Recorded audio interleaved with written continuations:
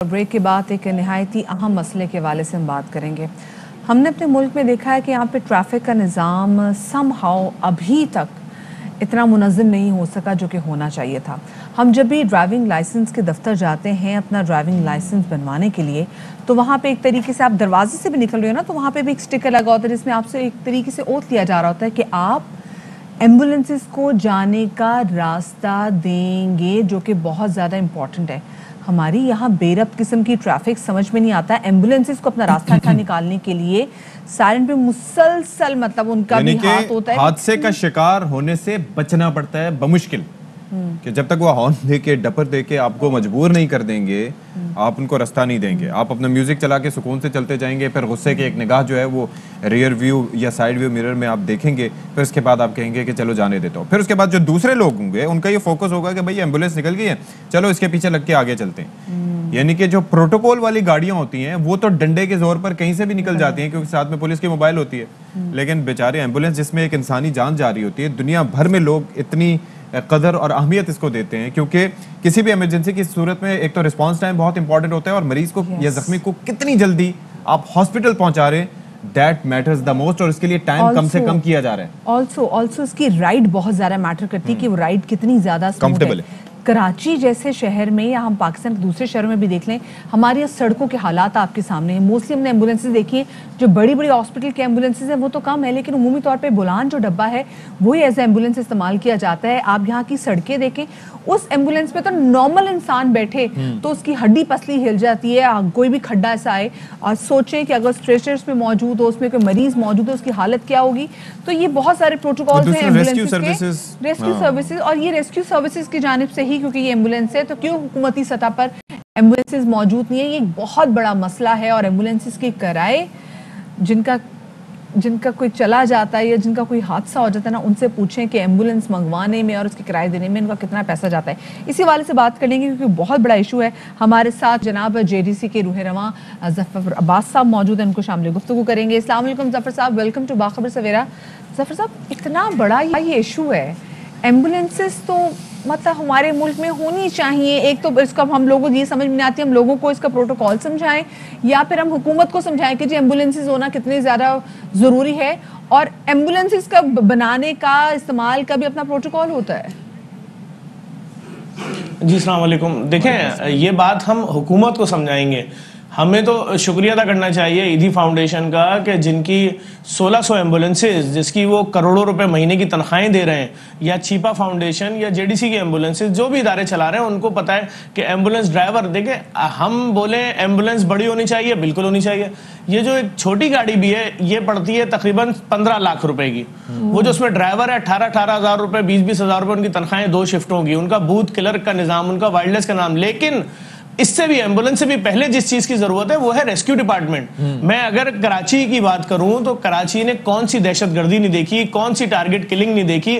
क्या एक एक दिन में कराची में 3, 4, 5 सालों तक डेली 15 लोग टारगेट किलिंग से नहीं मरे? 70 क्या कराची में मस्जिद, इमाम बारगाह, चर्च, 12 रबी अव्वल का जुलूस, आशूर का जुलूस, कौन सी ऐसी जगह है, सरकारी दफातर, एजेंसियों के दफातर, कहां ब्लास्ट नहीं हुए, कहां खुदकश हमले नहीं हुए? तो क्या किसी खुदकश हमले के बाद जो जख्मी गिरा हुआ है, या जिसके स्पाइनल कॉर्ड डैमेज हो गई है, या जिसकी गर्दन की हड्डी टूट गई है, उसको एक 15, 18, 20 हज़ार रुपए वाला एम्बुलेंस ड्राइवर आगे ट्रीट करेगा? रेस्क्यू टीमें कहां हैं? चले ठीक है भाई, हुकूमत के पास एम्बुलेंसेज नहीं है, तो रेस्क्यू इदारे तो कम से कम होने चाहिए थे।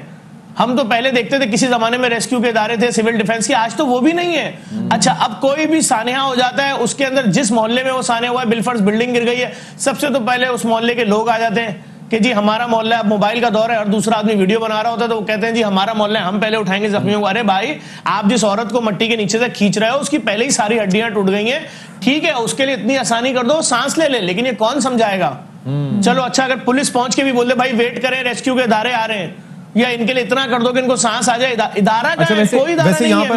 मैं उस शहर की बात कर, यहाँ पर होता क्या है, नॉर्मली जब आप सड़कों पर इस तरह के हादसा देखते हैं तो सबसे पहले रिस्पॉन्ड कौन करता है, वहां पर जाके पहुंचता है? जैसे पंजाब वगैरह में तो हम देखते हैं कि वहां पर रेस्क्यू का महकमा है, खैबर पख्तूनख्वा में रेस्क्यू 1122 ये महकमे हैं। यहाँ पर कौन इस तरह से उठाता है जख्मियों को? देखिए, हम पाकिस्तान में अगर पूरे पाकिस्तान पर नजर डालते हैं, पंजाब में अगर सांप भी आ जाता है किसी गांव देहात में तो 1122 की गाड़ी आती है, उसके अफसरान आते हैं, उस सांप को अगर कहीं परिंदा तारों में फंस जाए उसको बचाने के लिए भी टीमें आती हैं, सीढ़ी लेकर आती हैं। लेकिन अगर हम कराची की बात करेंगे और कोई रोड पर भी हादसा हो गया, पहली बात कि रोड पे हादसा होता है तो लोग रुकते ही नहीं है। अब तो लोग इतने आदी हो गए, जिसके साथ हुआ है फिर वो पीछे से अगर कोई फोन कर दे, कोई एम्बुलेंस आ जाए, एक तो ये बेइज्जती का माहौल है। दूसरी चीज, देखने के लिए रुकते जरूर हैं, हेल्प करे ना करे उनको पता है कि वो हेल्प बेचारा करेंगे देख के तो क्या मुझे सारा करेगा? पर्चा होगा। नहीं, जो होता है ना कि पर्चा कटेगा, ये होगा वो होगा, किसी जख्मी को अस्पताल लेके जाने में हमने देखा है कि लोग जो है वो परेशान हो जाते हैं। बट हाँ, ये जरूर है कि जहाँ कहीं एक्सीडेंट होता है तो आसपास जितने मोटरसाइकिल वालों का हजूम है वो खड़ा जरूर होता है, वीडियोस भी बना रहा होता है, लेकिन मदद कोई नहीं कर रहा होता। तो इस ये भी तो बिहेवियर है। देखिए कैसे करेगा, मैं बताता हूँ। सबसे बड़ा मसला ये है, हल्का सा एक्सीडेंट हुआ, कुछ भी रोड एक्सीडेंट अगर कराची जैसे शहर में होता है तो आप जब पेशेंट को देखते हैं, या उस सड़क पे खून ही खून होता है, या जी उसके जिस्म पे पूरा खून होता है, या जी औरत के बाल मोटरसाइकिल में फंस गए वो सब। अब मामला ये है कि कोई भी आदमी वो घबरा जाता है इस पूरी सिचुएशन में। यहां तो लोगों को समझाना पड़ता है कि जी खुदा ना खास्ता कोई अगर औरत भी मर रही है और आपके CPR देने से बच सकती है वो सांस देने से, तो भाई आप शर्म को छोड़िए, उसकी जिंदगी तो पहले बचाइए। लेकिन ये समझाएगा कौन? और सबसे बड़ी बात यह है, मैं आपसे फिर वही बात करूंगा, अगर पाकिस्तान के दूसरे शहरों में जानवरों और परिंदों को बचाने के लिए इदारे मौजूद हैं तो भाई कराची जो मेगा सिटी है, हैदराबाद, सक्खर, कोयटा, बदीन, तो यहाँ के लिए भी होना चाहिए। और बहुत बड़ा सिटी है, बहुत बड़ा। हमने कौन सा, मैं फिर बोलूंगा, अगर तो चले एक वाकये से सीखना था तो एक नहीं हजारों वाकये। अच्छा चले, ये कभी तो बिल्डिंग गिर रही है, कभी जहाज गिर रहा है, बिला शुबा ऐसे ही है कि मसले मसाइल हैं। हालांकि आप ये देख लें कि मरी में जो सानिया हुआ वहाँ पर भी हमने देखा कि रेस्क्यू सर्विसेज को मजीद बेहतर होने की ज़रूरत है। लेकिन कराची जैसे शहर में जो मिनी पाकिस्तान है, रेवेन्यू जनरेट करता है, वहाँ पर नॉन एग्जिस्टेंट हैं ये सर्विस। अब ज़रा एम्बुलेंसेज जो काम कर रही हैं, जैसे आपकी तंजीम की हैं ईदी या छीपा, उनको मसाइल का क्या सामना करना पड़ता है? ये जो हम बात करें सिविक सेंस और रास्ता देने के हवाले से, क्या वाकईतन ये चैलेंजेस होते हैं? अस खुद तो हमने भी देखा है अपनी निगाहों से, आपके एक्सपीरियंसेस क्या है? बहुत ज्यादा होते हैं। सबसे पहली मुसीबत यह है कि एक लोहे की स्ट्रेचर के ऊपर 5वीं मंजिल 7वीं मंजिल फ्लैट से किसी की थोड़ी हेल्दी वालदा को लेकर नीचे आना है, कहां से लाएं? क्या हर फ्लैट में लिफ्ट लगी हुई है? कौन से फ्लैट? चंद फ्लैटों में लिफ्ट लगी हुई है। उस पेशेंट को नीचे लाने के लिए लोहे की स्ट्रेचर में कोई बेल्ट नहीं लगी होती, आपको भी पता होगा भाई। जिस फ्लैट के बंदे से बोलो हेल्प कर दो, कोई उसकी मदद नहीं कर रहा होता सिवाय उसकी फैमिली के। फिर उसके बाद दूसरा बड़ा मसला है, हार्ट पेशेंट है, एम्बुलेंस ड्राइवर तेज एम्बुलेंस चलाए, भाई शहर में सड़कें टूटी हुई हैं, एम्बुलेंस ड्राइवर का क्या कसूर है? आप तिनट्टी से गुरु मंदिर अपनी गाड़ी में जाके दिखा दें, आप नहीं जाएंगे। आप बोलेंगे मैं जाऊंगा नहीं, मैं रास्ता चेंज करूंगा, मेरी गाड़ी मेरे हलाल पैसों ही कमाई है। मतलब सड़क नाम की चीज ही नहीं है, सड़क ही नहीं है।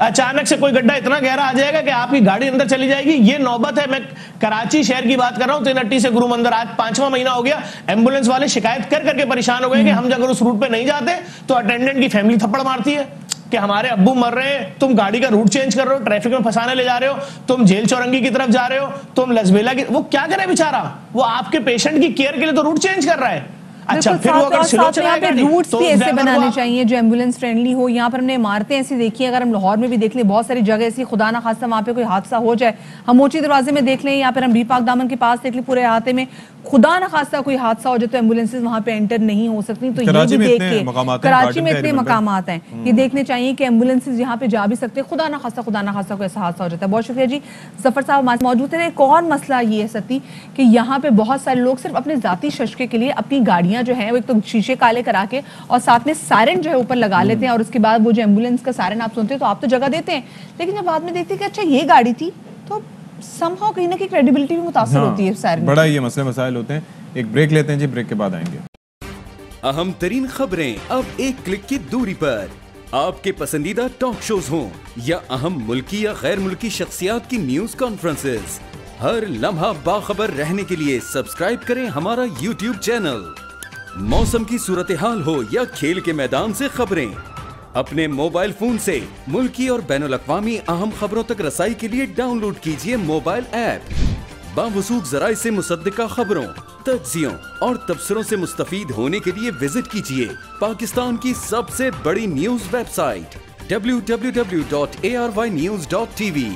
इन सब के अलावा पाकिस्तान का सबसे बड़ा फेसबुक पेज हो, सबसे बड़ा न्यूज इंस्टाग्राम अकाउंट या फिर ट्विटर, ARY न्यूज पहुंचा रहा है खबरें सबसे पहले आप तक ताकि आप रहें हर लम्हा बाखबर।